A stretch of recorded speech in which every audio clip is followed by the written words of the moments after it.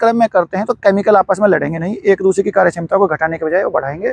और दवाई का रिजल्ट आपका अगर 20% ही बढ़ गया तो आप ये मान के चलिए जहाँ आपके 4 स्प्रे होने थे वहाँ आप 3 स्प्रे में काम कर लो, और जो नुकसान खेत में होने वाला है वो आप नुकसान बचा सकते हो। किसान भाइयों नमस्कार, स्वागत है आपका एक बहुत जानकारी भरी वीडियो में।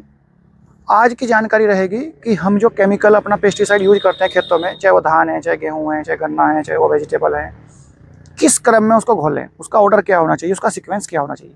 क्योंकि अगर आप सही तरीके से घोल नहीं बनाओगे तो एक दवाई दूसरी दवाई की कार्यक्षमता को, उसकी एफिशिएंसी को कम कर देगी।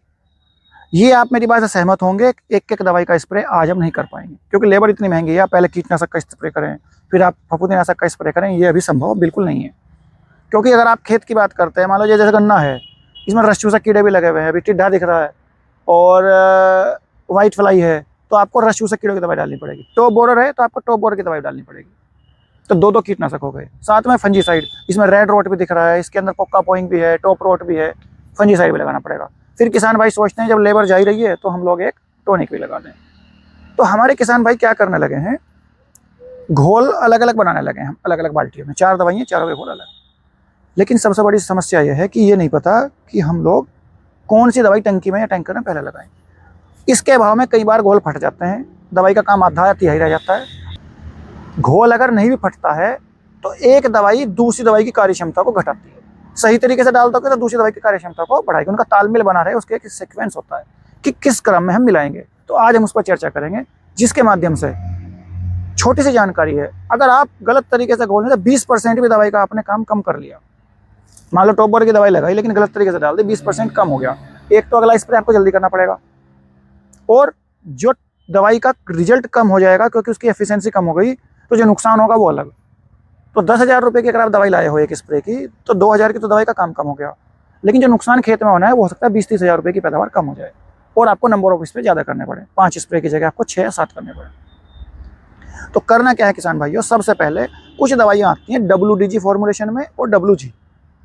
तो जब आपने चारों बाल्टी अलग अलग बने, जो WDG है दानेदार दवाई आती है, आपको सिवई बोलते हो, सबसे पहले वो टैंकर में डालना।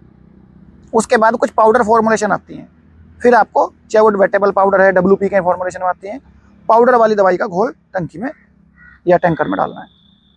फिर कुछ दवाई आती है लिक्विड, 2 तरह की। एक तो SC फॉर्मुलेशन, जो दूध की तरह दिखती हैं, आपको गाढ़ी होती हैं, उनको हिला के अच्छे से आपने घोल बना रखा है, उस घोल को SC फॉर्मुलेशन को आप डालेंगे। जैसे कि आप फिप्रोनिल वगैरह का स्प्रे करते हैं, वो SC में आता है। कुछ दवाइयाँ आती हैं किसान भाइयों तेल वाली, बिल्कुल प्रोफिनोक्साइपर, क्लोरोसाइपर, वो आपको क्या करना है, जो उसका घोल बनाया हुआ है सबसे बाद में वो डालना है। और अगर आपको टॉनिक मिलाना है तो बाद में टॉनिक डाल दो। और जो स्प्रेडर होता है, या जिसको चिपकू आप बोलते हो, या स्टिकर होता है, जो दवाई को फैलाने का, चिपकाने का काम करता है कि बरसात में नुकसान ना हो पाए, आपकी दवाई बह ना जाए, धूप बारिश में धुल ना जाए, वो आपका घोल में नहीं डालना, वो टंकी में डालना है। लेकिन ये जो 4 सीक्वेंस मैंने बताए हैं, सबसे पहले है WDG दानेदार, WG, दूसरे नंबर पर पाउडर वाली, तीसरे नंबर के बाद में आपको डालनी है SC फॉर्मुलेशन, और चौथे पर डालनी है EC फॉर्मुलेशन, और स्टिकर डालना है डायरेक्ट टंकी में। टॉनिक मिलाना है तो सबसे बाद में डाल लीजिए। अगर आप इस क्रम में करते हैं तो केमिकल आपस में लड़ेंगे नहीं, एक दूसरे की कार्यक्षमता को घटाने के बजाय वो बढ़ाएंगे। और दवाई का रिजल्ट आपका अगर 20% ही बढ़ गया तो आप ये मान के चलिए जहाँ आपके 4 स्प्रे होने थे वहाँ आप 3 स्प्रे में काम कर लो, और जो नुकसान खेत में होने वाला है वो आप नुकसान बचा सकते हो। किसान भाइयों, अगर वीडियो अच्छी लगी है तो लाइक करिए।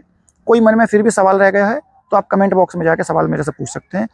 इस वीडियो के माध्यम से आपको यही जानकारी देने की कोशिश की है कि आप अपना पैसा जो लगा रहे हैं केमिकल पे, उस केमिकल का पूरा काम ले सकें। अगर फिर भी इस वीडियो से अलग भी कोई खेती बाड़ी की जानकारी हो तो आप हमसे पूछ सकते हैं। धन्यवाद।